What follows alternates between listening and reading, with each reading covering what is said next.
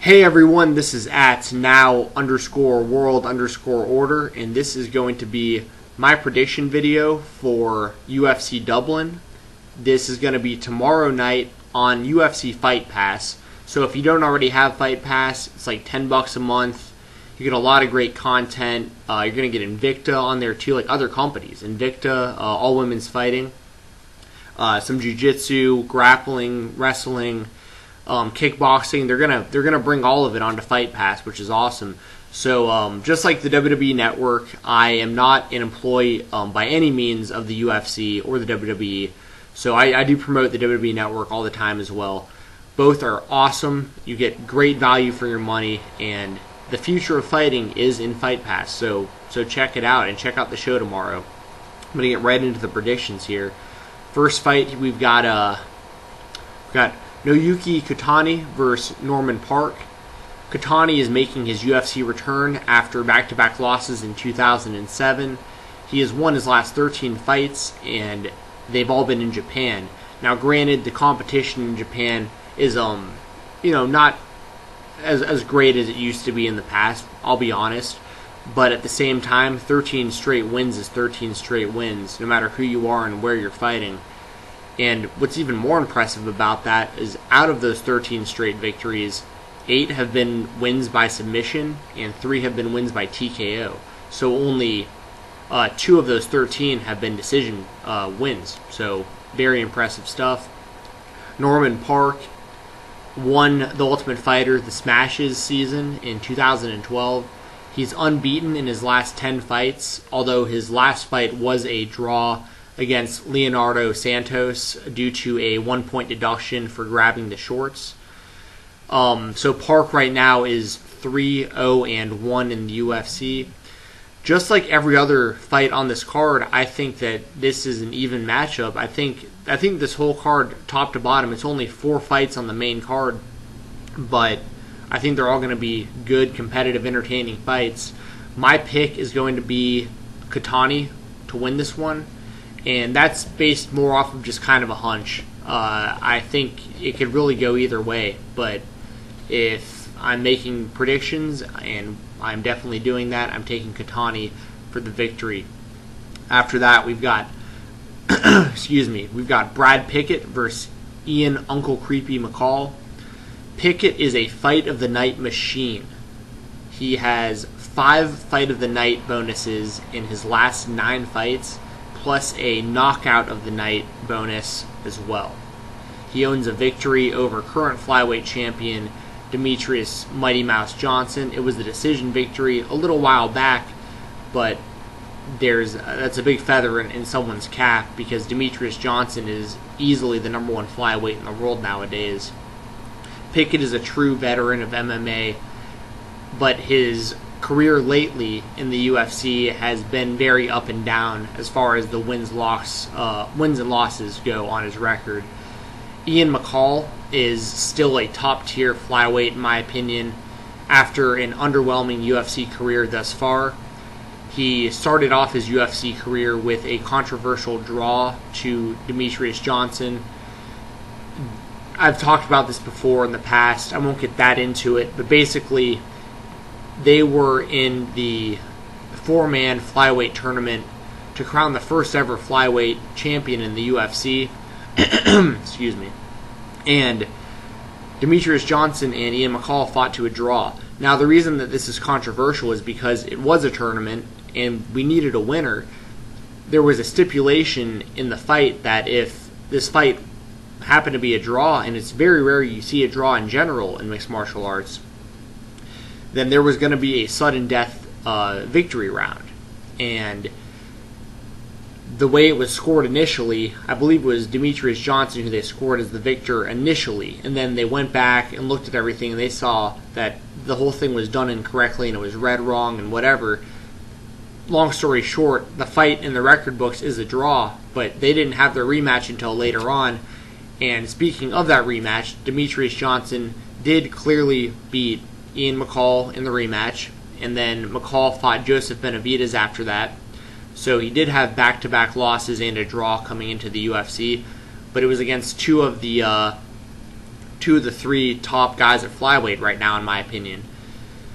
He rebounded with a win and a fight of the night bonus at UFC 163, and he could be right back in the title mix with an impressive victory.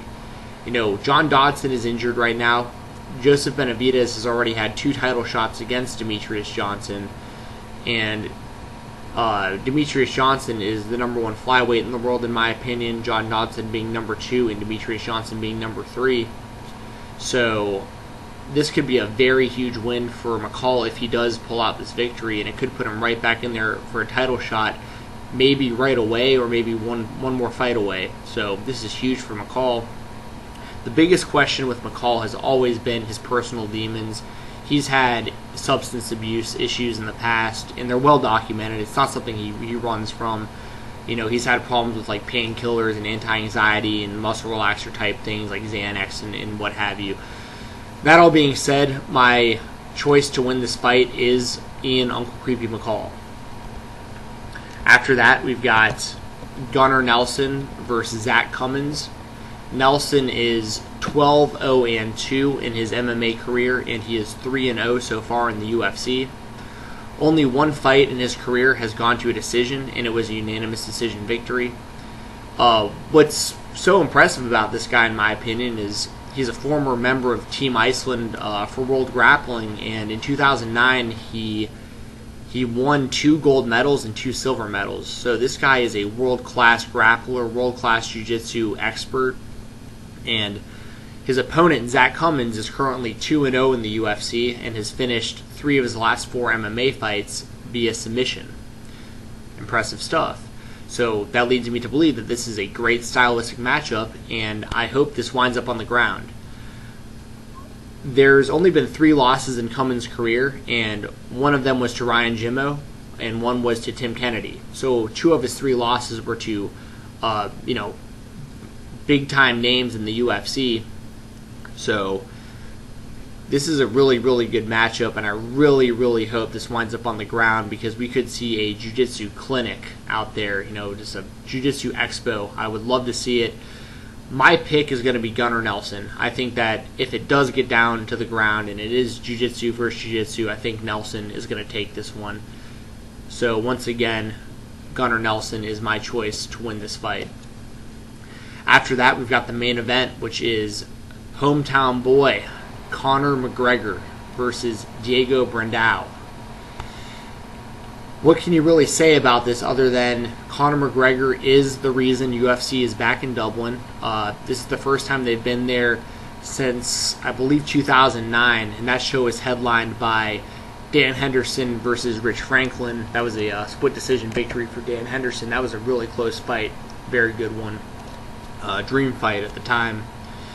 McGregor has 10 wins in a row, and only 1 by decision and 1 by submission, and the rest are knockouts and technical knockouts. So McGregor has been very impressive. He's 2-0 so far in the UFC, but I will say this, I've said it before, I'll say it again, I'll say it 1,000 times. At this point in his career, he's the most overhyped fighter I think I have ever seen. But that being said, he has backed it up so far, and he will be the man tomorrow night in Dublin, Ireland. I have no doubt about it. As far as, man, that crowd is going to go nuts. The roof is going to blow off the top of that place when Conor McGregor enters the arena, and especially if he happens to win, especially in impressive fashion. Conor McGregor should be nowhere near main eventing UFC shows, especially pay-per-view, and this is not a pay-per-view, and this makes total sense that he would main event because it is a smaller show. It's on Fight Pass. It's in Ireland. I believe there's only like 8,000 seats in this arena, but they're going to be packed out, they're going to be loud, and they're going to be there to see their hometown guy, Conor McGregor. His opponent, Diego Brandao, missed weight in his last fight and lost to Dustin Poirier via knockout. He's 3-2 in the UFC, and in this fight, he's basically being fed to the dogs, in my opinion. If you're familiar with professional wrestling terminology, on this night, Brandao is a jobber, in my opinion. I would have much rather seen the original fight that was supposed to main event this show between Conor McGregor and Cole Miller, because that's a grudge match and those guys hate each other. I think that's a more competitive fight as well, Now, Miller is injured, so there's nothing the UFC could have done about this, and it's a fight that I still hope happens right after this, especially if there's a quick turnaround for either guy or both guys or whatever. That all being said, my pick to win this fight is Conor McGregor, and I really hope to see him get a step up in competition, because he's talked so much trash to so many people, and so many people want to fight him at multiple weight classes, and this guy's head is just so much bigger than what he's actually done so far in his career, but he's getting where he's trying to be, and I can't knock the guy for doing that. And he said right when he came into the UFC with all this hype that he would get the UFC back to Ireland, and he did it, and not only is he doing it, he's main eventing the show. He's the #1 Irish fighter in the world right now as far as popularity goes, for sure. So this is huge. This is huge for the UFC. This is huge for Ireland. This is huge for Conor McGregor. And this is huge for Fight Pass. I think it's going to do really well on Fight Pass. And like I said, if you don't have it already, sign up for Fight Pass. You got to check the show out. It's tomorrow. So just for the record, let me go over my winners.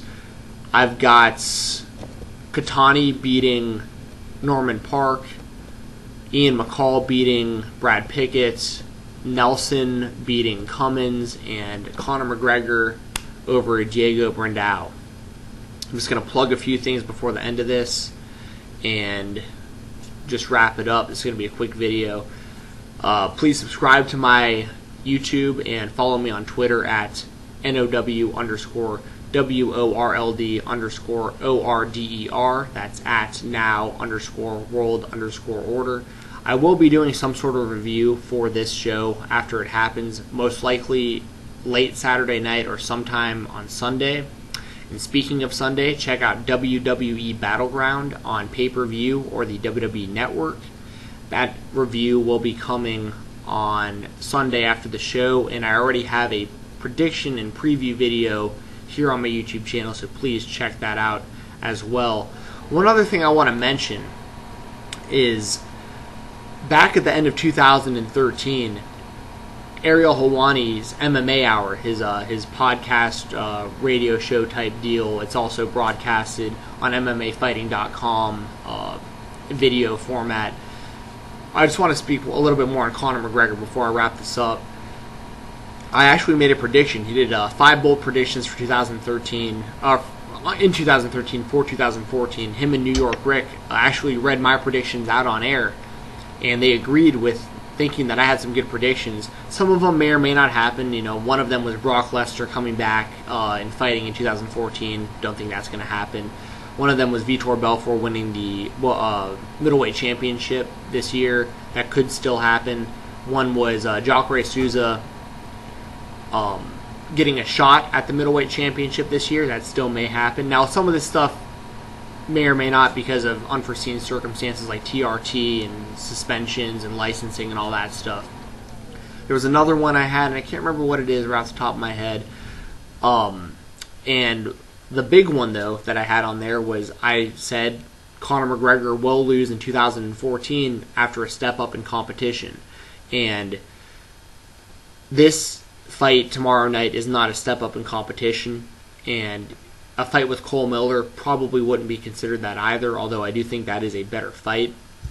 But I really want to see Conor McGregor, if he wins tomorrow night, tested against a legitimate top 10, top 5 fighter, because I just don't think he's going to be able to step up to some of those guys.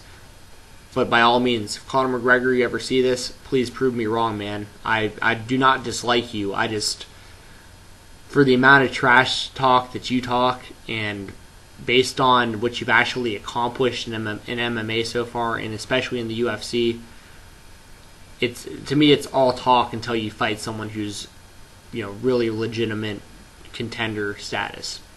I just wanted to get that out of the way as well.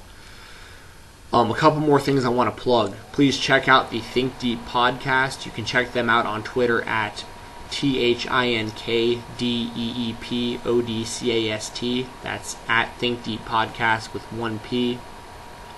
You can also check out the videos or the episodes of the Think Deep podcast that I am involved in on my YouTube channel, as well as the YouTube channel for Think Deep. and you can also find them on iTunes and on Podomatic.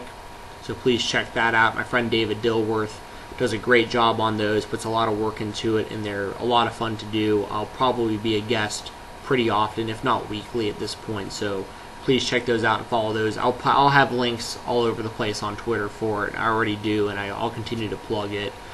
So once again, like my Twitter, that's another good place to check out my videos and stuff. I'm always posting links and trying to show some love for some people that I'm friends with or that I respect.